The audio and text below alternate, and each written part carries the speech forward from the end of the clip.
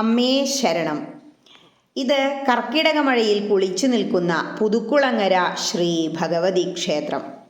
July 22-ന് ഭക്തി പ്രഭാഷണത്തോടെ ഇവിടെ കർക്കിടക മാസ പരിപാടികൾക്ക് തുടക്കം കുറിക്കുന്നു. പിന്നെ വാക്കഴിഞ്ഞ ഞായറാഴ്ചയായ ജൂലൈ 27-ന് ഇവിടെ ഭഗവതിക്ക് നിറപുത്തരി.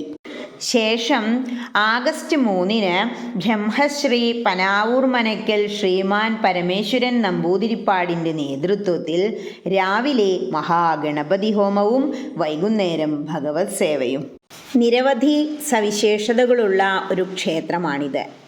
വന്ന് കാണുമ്പോൾ തന്നെ അത് ഒരു പ്രത്യേക അനുഭൂതിയായിരിക്കും. ഇവിടുത്തെ നേദ്യത്തിനു വേണ്ട അരിയെല്ലാം ഇവിടെ തന്നെയാണ് വിളവെടുക്കുന്നത്. ഇവിടേക്ക് ആവശ്യമായ നെയ്യ്, ശർക്കര, നല്ലെണ്ണ എല്ലാം പ്രത്യേകമായി നിർമ്മിച്ചെടുക്കുന്നതാണ്. പിന്നെ ഇത്തവണ ഭക്തിപ്രഭാഷണം നടത്തുന്നത് ഞാൻ തന്നെയാണ് കേട്ടോ.